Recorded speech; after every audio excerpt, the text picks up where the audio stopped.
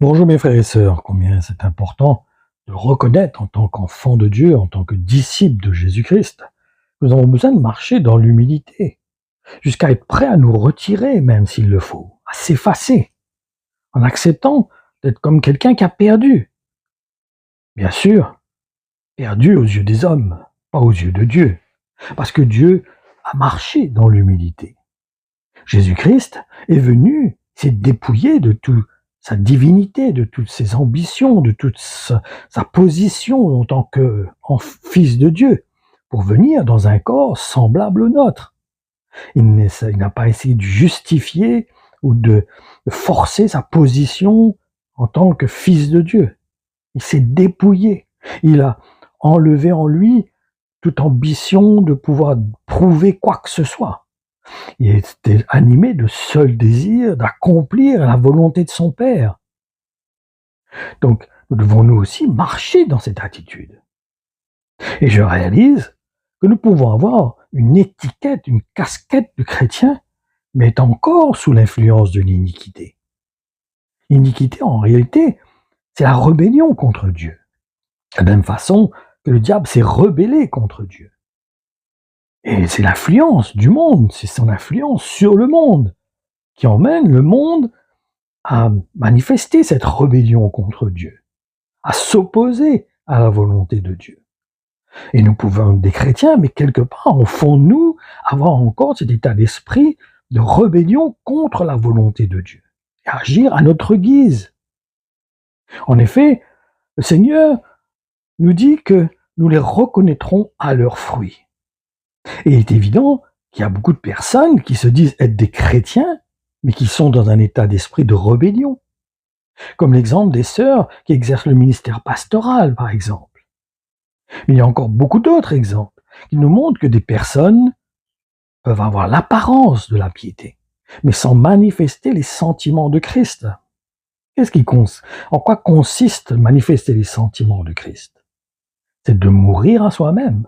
C'est une obéissance. C'est de manifester une obéissance à la volonté de Dieu. C'est d'être dans cette disposition de cœur de porter notre croix et qui nous emmène à mourir à nous-mêmes. Et il est évident que si nous reconnaissons que nous sommes des disciples de Jésus-Christ, nous aurons besoin dans ce cas de faire mourir l'esprit de l'iniquité en nous, qui se manifeste par une rébellion. Et pour comprendre l'importance de marcher dans l'humilité, il est bon de lire ce qui est exprimé par l'apôtre Jacques dans son épître, au chapitre 4, dans les versets 6 à 10, qui nous dit « Mais la grâce qu'il nous accorde aussi pour résister à ces tentations est d'autant plus grande si nous la recevons humblement, suivant ce que dit l'Écriture. Dieu s'oppose aux orgueilleux, mais il accorde sa grâce aux humbles. Soumettez-vous donc à Dieu, résistez au diable et il fuira loin de vous. Tenez-vous tout près de Dieu, et il se tiendra près de vous. Reconnaissez que vous êtes pécheurs, et nettoyez vos mains, hommes indécis, purifiez vos cœurs. Prenez conscience de votre misère et soyez dans le deuil. Pleurez sur ce que vous avez fait. Que votre rire se change en lamentation, et votre gaieté en tristesse. Devenez tout petit devant le Seigneur, il vous relèvera. L'Épître aux Hébreux nous dit que Christ a appris l'obéissance par les choses qu'il a souffertes. Il a dit qu'il s'est dépouillé de toute sa divinité, de toute sa position, de ce qu'il était en tant que fils de Dieu, pour venir en tant qu'homme. Et c'est notre exemple, c'est notre modèle. Nous devons marcher dans cet état d'esprit, de ne pas essayer de prouver quoi que ce soit, pas essayer de vouloir nous reconnaître, d'être reconnus du monde, pas essayer de manifester une position, de réclamer quoi que ce soit, mais réellement de pouvoir marcher dans un cœur humble, dans un cœur qui marche dans un esprit d'obéissance à la volonté de Dieu.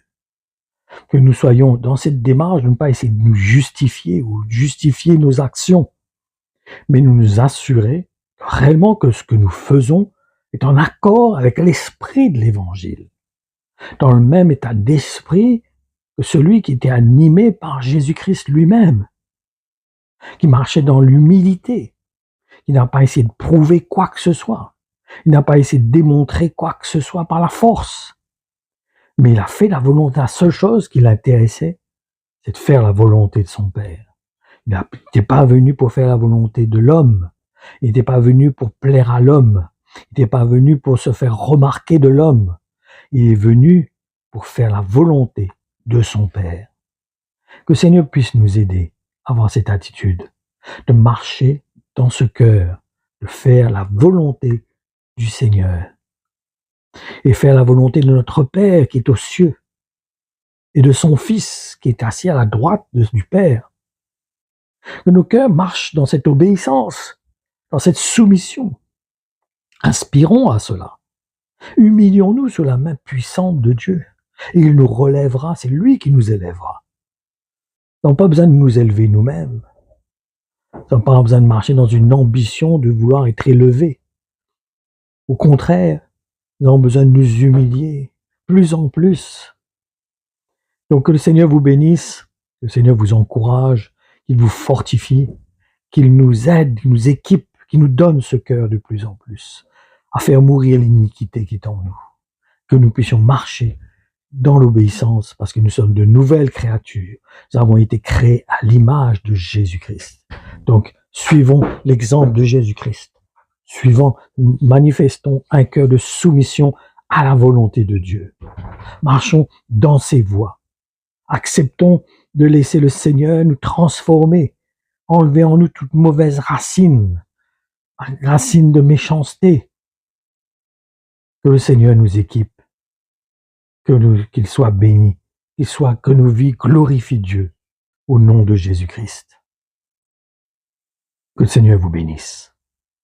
À Dieu soit la gloire, à Dieu soit la gloire, à Dieu soit la gloire pour les choses qu'il a faites. Par son sang, il m'a sauvé. Par sa puissance, il m'a relevé. À Dieu soit la gloire pour les choses qu'il a faites. Merci Père d'avoir envoyé Jésus-Christ, ton Fils. Merci car il est notre modèle, notre exemple. Tu as permis d'avoir un modèle au-devant de nous pour savoir comment nous avons besoin de nous tenir, nous comporter sur cette terre pour être agréable à tes yeux. Seigneur, aide-nous à marcher dans l'obéissance. Aide-nous à faire mourir en nous tout esprit d'iniquité encore qu'il peut avoir encore en nous. Cette désobéissance, Seigneur. Cet état d'esprit de désobéissance. Seigneur, aide-nous, équipe-nous. Viens nous aider, Seigneur, à marcher dans l'humilité. Viens nous aider à marcher dans l'obéissance. Seigneur, mon cœur se confie en toi. Merci Jésus, car je place ma confiance en toi. Je m'attends à ta grâce. Je m'attends à une intervention de ton esprit dans la vie de chacun d'entre nous, Seigneur, afin de marcher comme toi, Jésus-Christ. Merci, Seigneur. Merci pour ta bonté, ta fidélité. Merci pour ta grâce sur nos vies. Combien je te loue, Père, au nom de Jésus. Amen. Oui, Amen, tu es là, Amen. Tu es celui qui est, qui était, qui sera. Tu es celui qui nous sauve. Tu es celui qui est notre modèle, notre exemple. Seigneur, je te rends grâce pour toutes tes bontés, tous tes bienfaits. Combien tu es digne d'être loué, d'être adoré, Seigneur, pour toutes tes œuvres, pour toutes tes voies. Reçois toute la gloire au nom de Jésus. À toi la gloire, Père. Amen.